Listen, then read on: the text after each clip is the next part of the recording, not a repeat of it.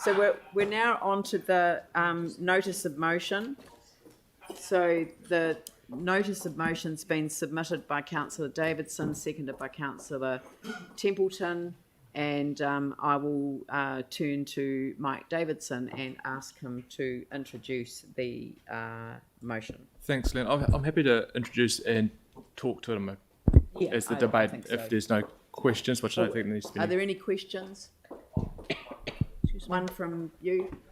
In terms of approaching the Minister to talk about accelerating PT, do we not do this normally? Is this the first time we've asked?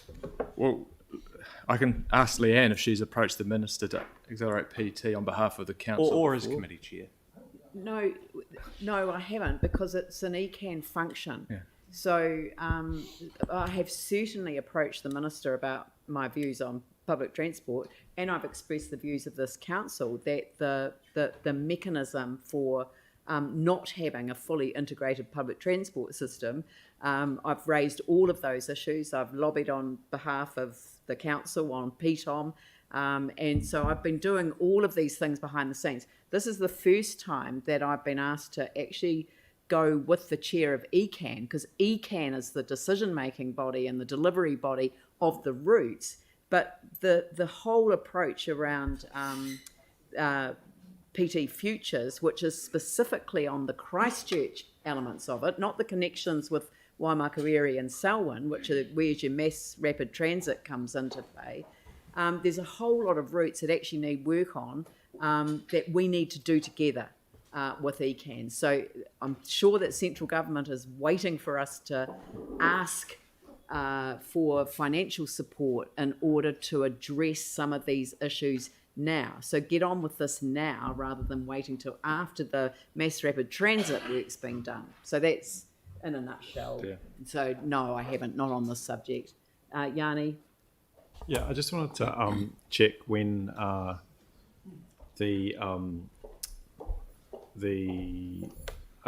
project was endorsed by the Waka Kotahi board, and then also what the current time frame is for getting a response and what the acceleration requested is. Like, I don't quite understand the timing. Like, we've approved something at a certain date.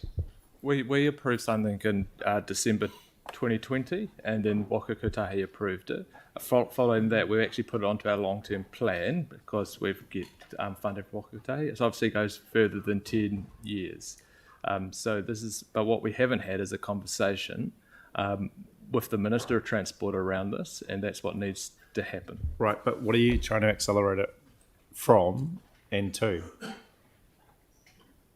Well, from the current time frame, which is well over 10 years, to hopefully a much quicker time frame. But obviously we need to have a conversation with central government so we can actually partner and co-invest with them to actually deliver this quicker than what it's currently planned for in our LTP. Right, so the request is to accelerate funding, not decision making, is that? Well, it's to accelerate the whole program. Okay.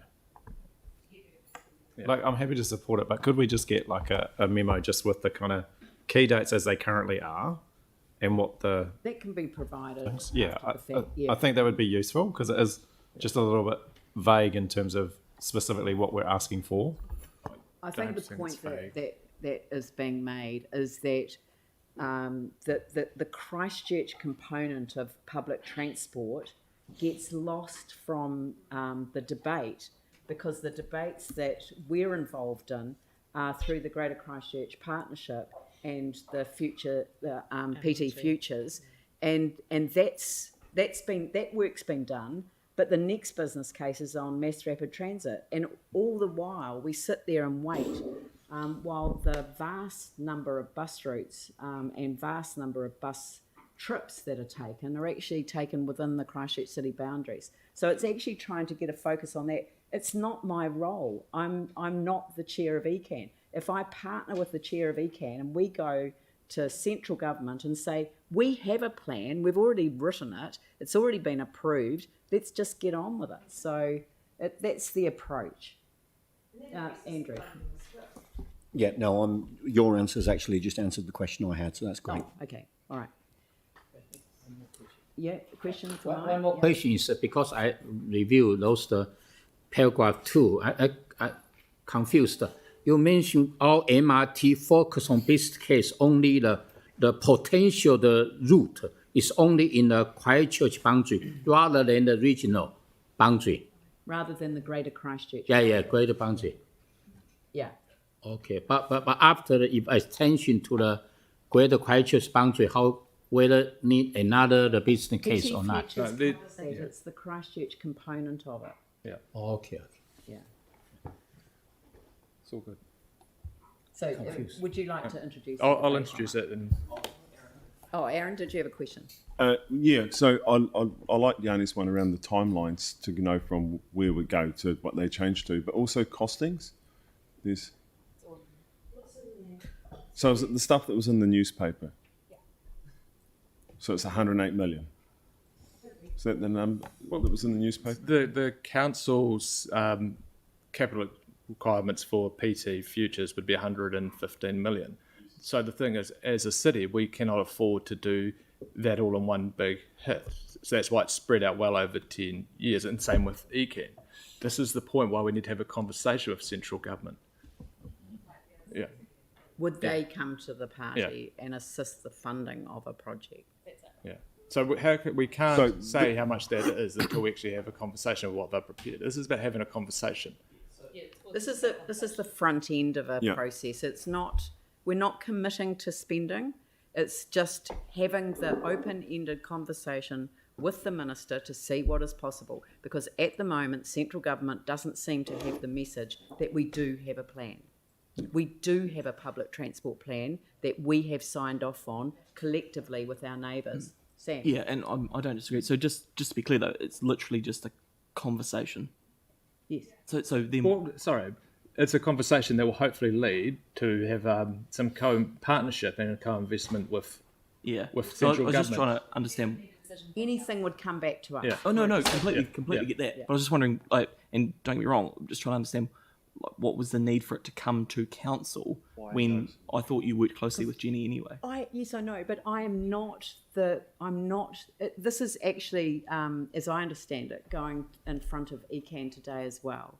And it's a kind of a double-edged sword. It's trying to get the two parties debating it on the same day. It's created some interest in it, and the minister knows that we're debating it, and that as a result, there's going to be an approach which is not the Greater Christchurch Partnership. It is the city alongside the regional council, which, for some reason that continues to escape me, runs our bus routes. No, I was just trying to understand, like, why it needed to come to council, because There's no harm in it. I think it's coming to council because I think it's been lost in the system of Greater Christchurch Partnership. Right, okay. And therefore, I think we need to actually be quite clear in what we want to achieve, and actually give both the mayor and the chair a mandate on behalf of the two councils to actually go to the minister with a united front. And so this is, I think, a good way to achieve that. right. So just a united front to say, hey, if we can, let's accelerate some of that stuff. Yeah. Okay. And- Cool. All good. Oh yeah, you're going to hear all about it very, very shortly.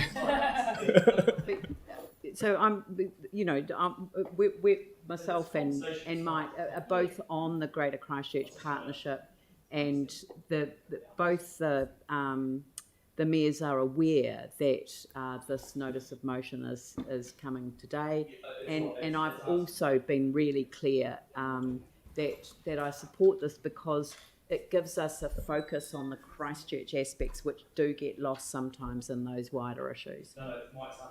Yeah, cool. Aaron. Yeah, so just two more if I may. So the mass rapid transport business case, is that light rail?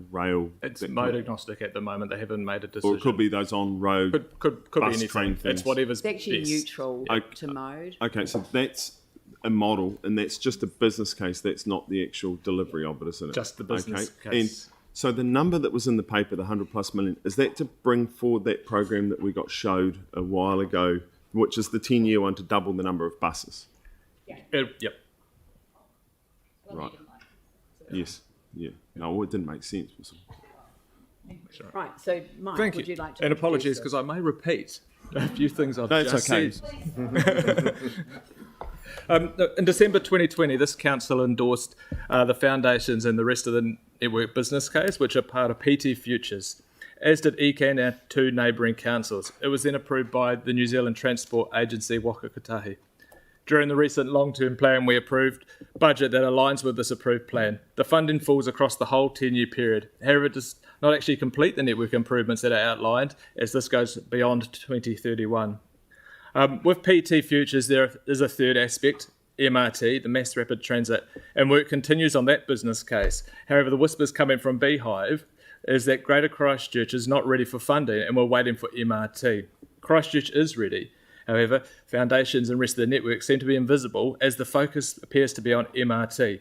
We need to elevate foundations and the rest of the network, partner and co-invest with central government to make this happen sooner than what is currently planned.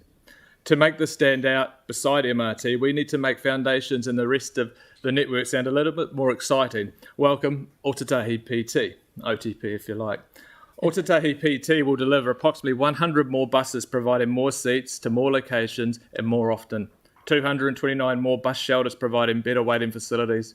190 more real-time display units providing accurate information on bus arrival times. On-board audio-visual announcement providing information on upcoming stops and transfers. Approximately 22 kilometres of bus lanes making buses more reliable and faster. Priority measures for buses at key intersections across the city making journeys reliable. Park and ride facilities at larger towns making it easier to access the bus network. Secure bike parking at key stops, providing more options with a greater catchment to frequent bus routes. Within the business case, it highlights a number of areas like Bromley, Wainoni, Hoonhay, Avonhead and more that could benefit from demand responsive transit, such as My Way. Co-investment with central government will allow us to deliver more for our communities and quicker. On-road transport makes up 36% of our city's greenhouse gas emissions. Otatahi PT will help reduce emissions, congestions, improve access and productivity. It will also deliver a lot more benefits to the Christchurch city residents than what MRT will. It is wrong that funding from central government for PT to New Zealand's second largest city is so far behind the amounts that have gone to Wellington and Auckland. Of the three major cities in New Zealand, we have the highest car ownership rate and the lowest public transport funding per head of population. Now is the time for a serious conversation with the Minister of Transport to ensure Christchurch receives its fair share of central government funding to improve PT. As we know, our council provides infrastructure and ECAN provides the service. Today at ECAN, an almost identical notice of motion has passed. This will show, if we pass this will show a united front between the two councils who look after and run public transport for the city. Improvements from Otatahi PT to public transport in Christchurch will also have a flow-on effect and benefits to the Waimakariri and Selwyn district residents. As I said earlier, work on MRT continues to progress, and while this is important that we complete the business case and secure the corridors if required, work on MRT should be seen as a long-term project. To address transport emissions and growing congestions, we need a step change in funding to provide a fit-for-purpose public transport system for Christchurch. The funding and delivery of Otatahi PT will achieve this much-needed step change. A recent survey put quality, affordable public transport high on the list of needs for this area. Otatahi PT will achieve this. Thanks. Pauline. Yeah, thank you. And thanks for that really clear explanation, Councillor Davidson, from everything that's contained in the business case and the PT Futures work. To be a city of 21st century and to address our climate change issues, we need a really good public transport system, and accelerating this, which hopefully will attract the funding to do so, will really get us there. We've heard the saying, build it and they will come.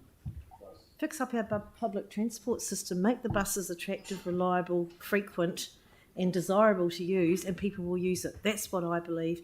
So I just want to commend Councillor Davidson and Templeton for bringing this notice of motion, and I really encourage everyone to support it today.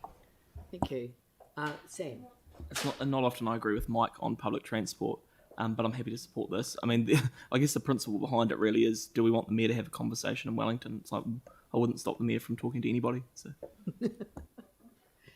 I will comment on that because no, I can't help myself. But the thing is that I dream of a fully integrated public transport system. This won't achieve that, but it is one element, which is the coming together of ECAN and the city as a collective within the concept of the Greater Christchurch Partnership, which I fully support as well.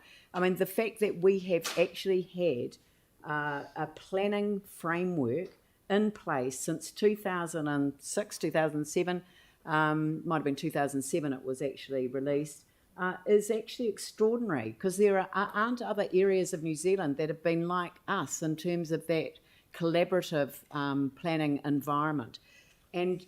But I just, for the life of me, cannot understand why the regional council is responsible for bus routes and you know, sort of organising the whole system around tendering for buses. I don't know why we have a competitive market model for buses, and I don't know why we can't have a fully integrated public transport system. But I really relish the opportunity to go with the chair of ECAN and actually talk through with the Minister of Transport why the second largest city in this country shouldn't have the same benefits as Auckland and Wellington in terms of government contribution to resolving this issue. Aaron. Yeah, I'm a little shocked at Sam, but given the amount of money that would be involved, and I know it's only public money, so it's not that important because it comes from the government as ratepayers' money. I still struggle with this because we got told in 2020 that if we double the spend on buses and put twice as many buses on, we don't get double the number of people. We get less. We get a 40% increase, which is essentially a failure.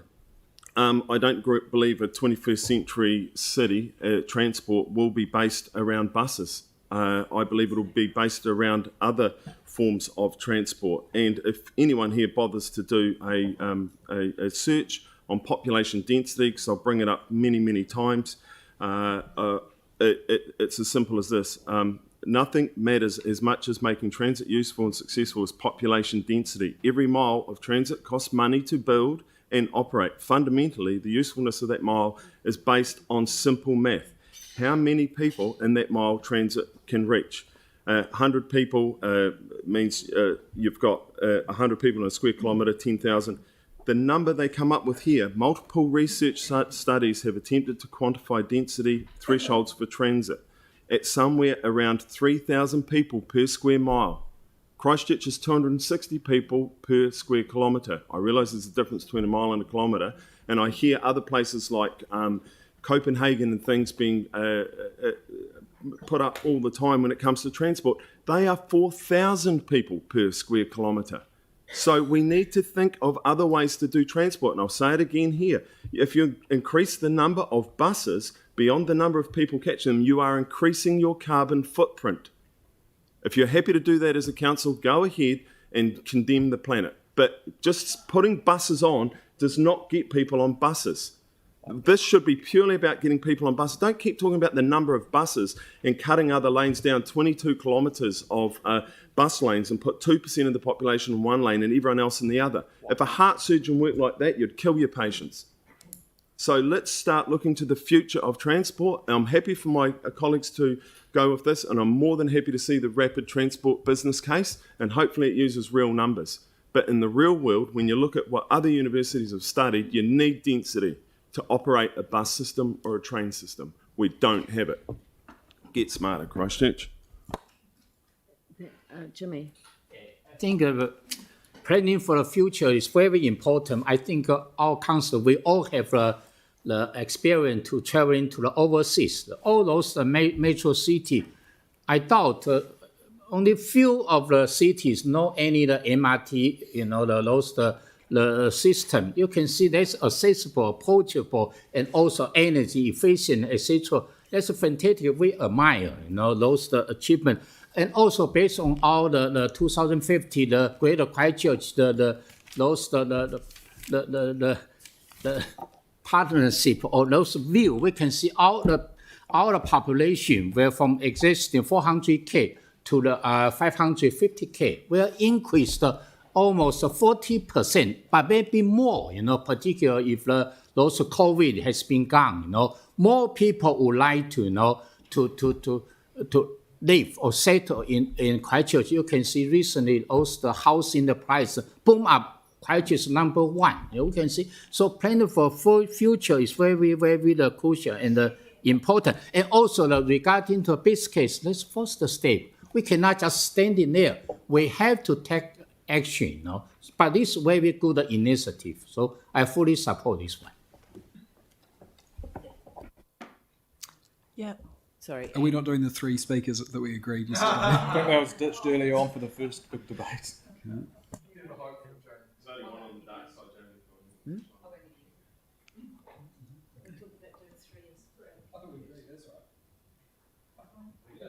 I thought that was what we agreed yesterday. That's right. Yeah, I tried to enforce that earlier and it didn't work. So that's because we had 2, then 1, then 2, then 1, then 2, then 1. So I was counting them. So we've got to 3. Ironically, we're holding it up more now, so I'll leave it.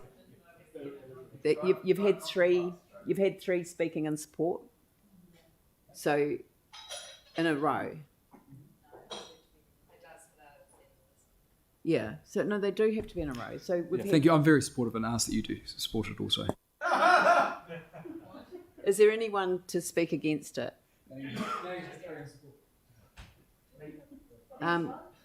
Phil?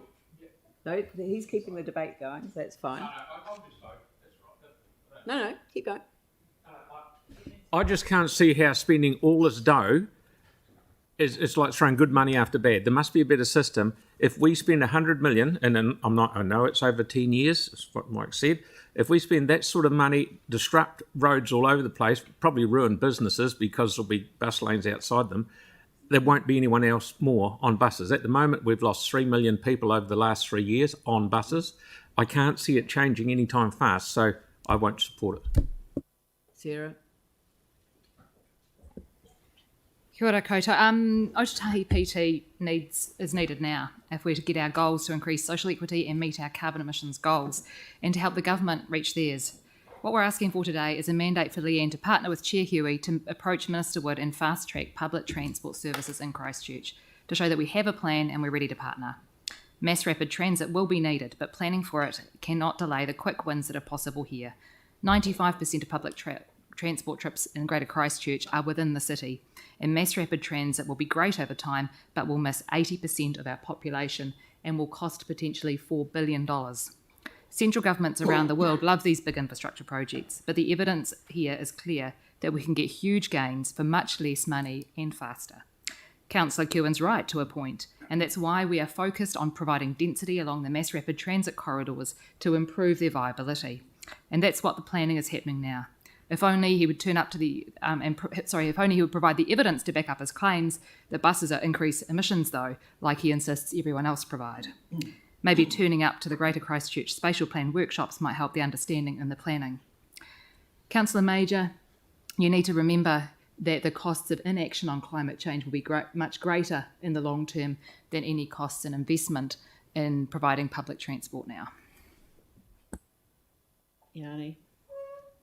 Yeah, thanks. I think it's been mentioned that this is really opening up a conversation with central government, and I'm really pleased to hear the chair of our Urban Development and Transport Committee make reference to the services in Wainoni and Bromley, because what we saw was he can actually cut the services in the lowest socioeconomic areas of the city, which is absolutely disgraceful, despite the fact that thousands of people signed petitions against removing their need for public transport.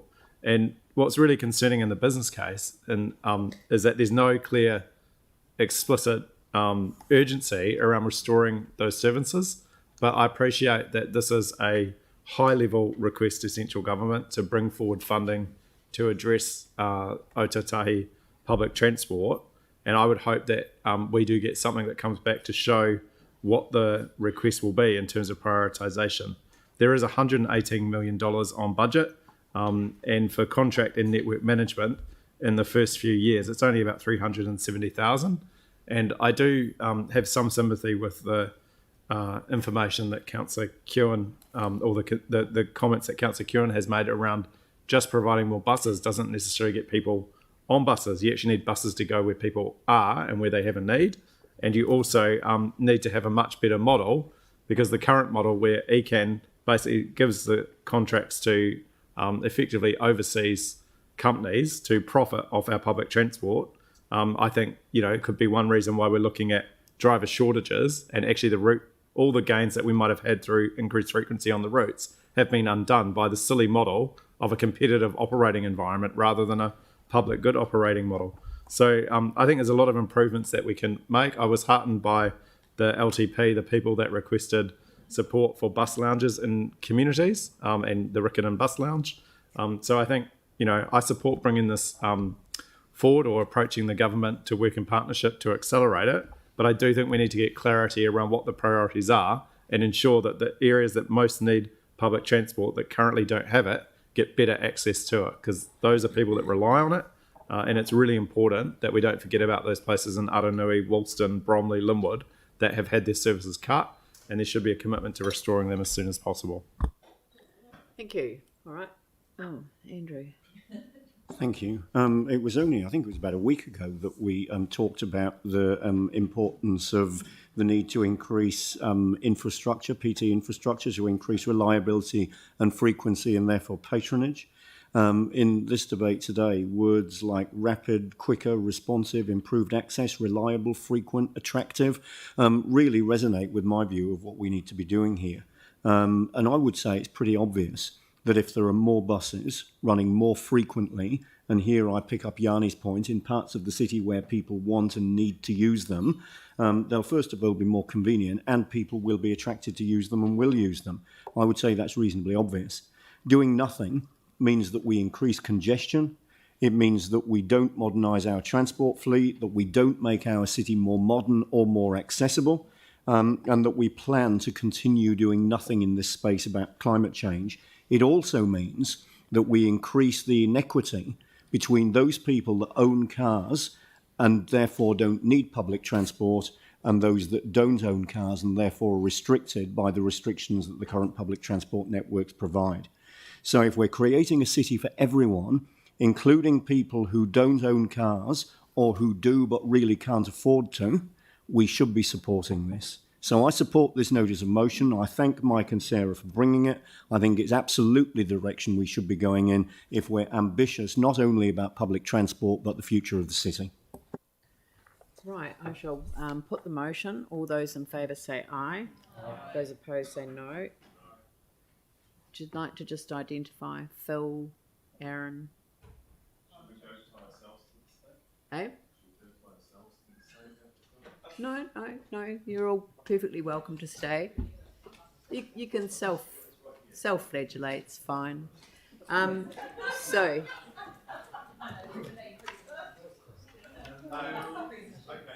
come on members, you were doing really well up until this point.